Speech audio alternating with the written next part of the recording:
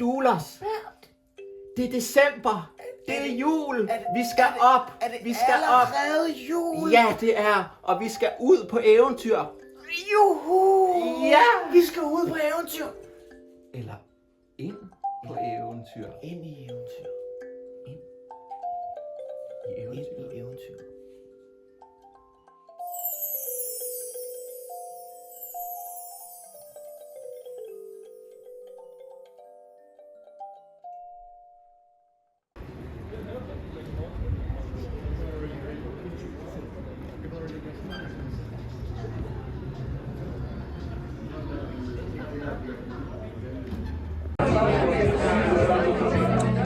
Glædelig 6. december. Ja, rigtig glædelig 6. december. I dag der er vi på Byens Kro, hvor der er dødskøb, som det jo altid er den 6. december. Det er altid den 1. december, men ja, vi har snydt lidt. Det er sådan, den 2. december, der ligger de allerede der. Rosinerne og mandlerne i alkohollage. Det er finspritlag, tror jeg næsten det er. Og hvad? Og så suger de hele året.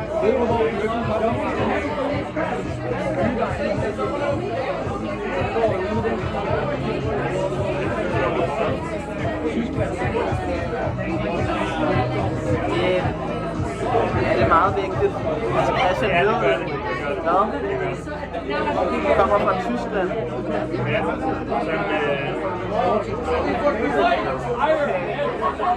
Gløgg kommer fra Nordtyskland. Jeg tror bare, ved det jo ikke. Nej, altså, jeg ved det ikke. Så de her rosiner og mandler har ligget i finsplit i 365 dage eller 64 dage. Og nu er det tid til, at vi siger, let's drink, my dear.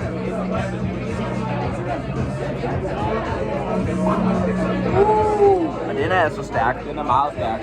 3 glas af den her sætter dig tilbage 210 kroner. Ja. Så prøv at dividere 210 med 3, og så får du stykprisen. Ja, men altså, den gør ondt i øjnene, når man sådan lige stikker snuden ned i glasset. Ved I hvorfor at jeg er lidt... Jeg er ikke helt inde i den her video. Og det er fordi, at vi sidder her med vores... Ja, men hvorfor er vi så taget herhen, hvis du ikke kan gå ind i videoen? Det kan jeg også godt. Jeg er bare ked af at lade min kære ven... Det går længere tid, hvis jeg trækker i langdrag. Så skal vi lade være med at lave en video? Nej. Ja, men så... Det er vigtigt, vi laver den. Men så laver vi også video. Okay. Ja. Altså, jeg mangler dig. Jeg er her. Nu er du måske. Ja. Jeg kan spise en af de her rosiner. Det er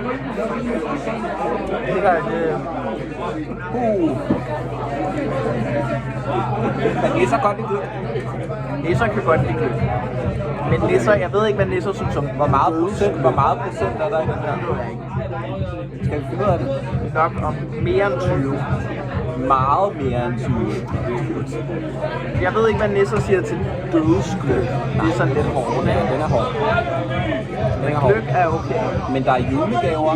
Der hænger julegaver rundt omkring her på Byens Kro, for jeg tror, det er noget med, at der bliver åbnet en pakke hver dag. Det vil sige et værk hver dag. For Byens Kro er jo en gammel kunstnerfri. Det var der, hvor Det var der, hvor kunstnerne kom. Og det er også derfor, at de laver dødsgløb, fordi kunstnerne havde brug for en masse sprut. Og død. Og død havde kunstnere brug for død. Kunstner har altid brug for lidt død. Ja, og død til livet. Og liv og død. Ja, liv og død. Og der er både liv, der er mandler, og der er... Og så er kunstnere jo altid lidt dramatiske. Ligesom nissen kan være lidt dramatisk. Det kan være Christian, man kan også sige til... Ja, men ved du hvad? Altså, det er okay at være irriteret, men... Men vi er i gang med at lave et projekt. Altså sådan, jeg ved ikke... Jamen ja, det havde jeg jo faktisk ikke sagt. Jeg havde ikke sagt, at vi tog herhen for at lave projektet. Jeg havde bare sagt, at vi tog herhen. Det er det. Ved Christian ikke, at vi er kommet her for at lave det? Nej. Så bliver du nødt til at sige undskyld til ham. Det må jeg jo hellere. Skal vi prøve at lave det? Ja, men vi er i gang med at lave den lige nu. Ah. Ja. Ja. Så hvad er det, der sker der, når det bliver svært at lave video? Når det bliver svært at lave videoen, så er det fordi, at jeg som nisse,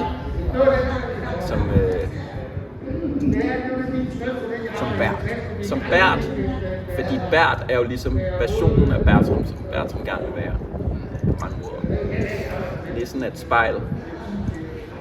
Og der siger jeg... Jeg skal nok fortælle, altså sådan, folk der ser det her, ved jo ikke, hvad altså konteksten af, at hvem vi er ham med, og den sociale situation, der opstår.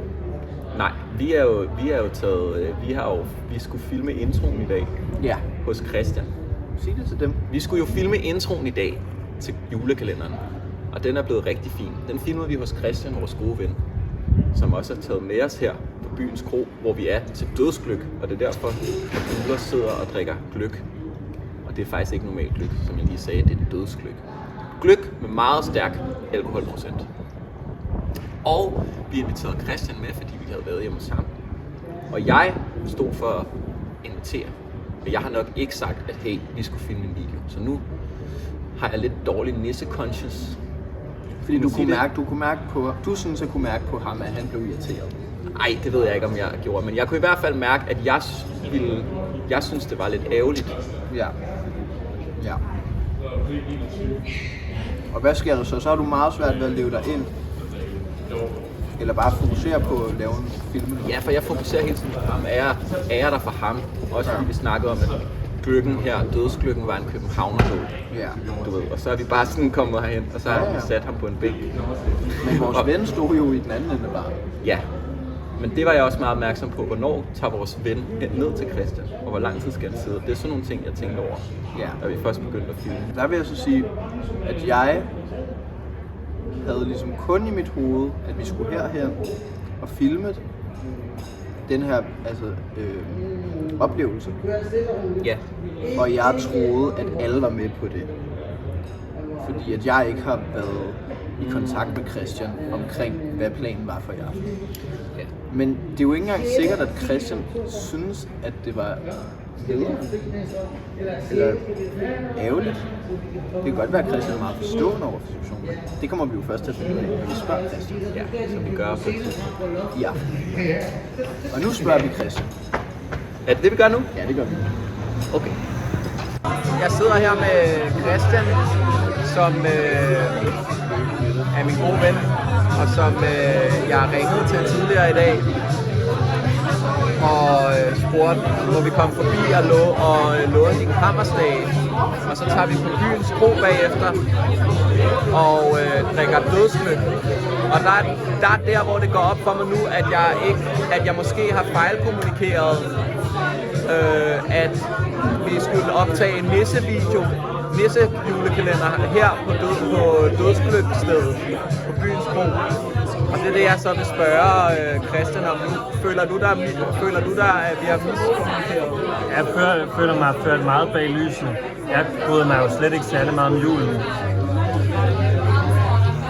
Det er ikke rigtigt.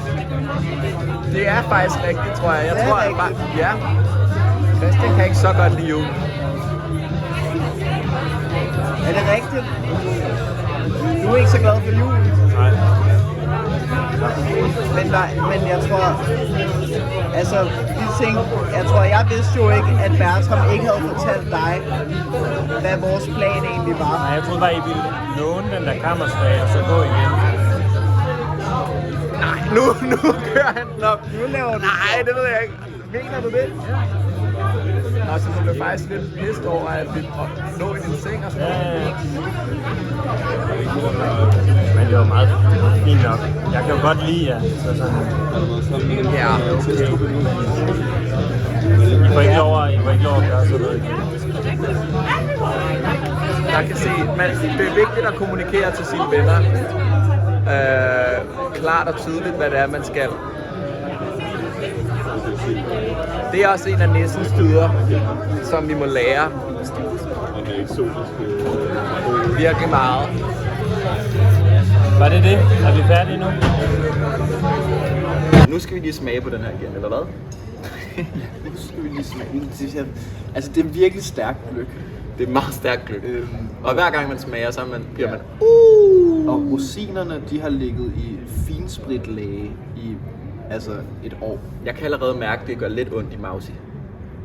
Og jeg har taget nogle meget små tårer. Min nissemausi, den kan godt. Det kan jeg godt klare. Den kan godt. Men den skal ikke have mange. Nej. Så nu skal vi egentlig bare prøve at nyde aften her. Og Ja, det er jo en savnopspunden dag. Ja. Og nisserne, de kan godt lide det, men de vil ikke have for meget af det. Er det ikke sådan? De synes, det er spændende at komme lidt ind i den varme stue, hvor vi ikke er lige nu. Men der, hvor vi har købt den her lille kop. Ja. Og sådan mingle lidt med menneskerne. Er det ikke det? Er det det?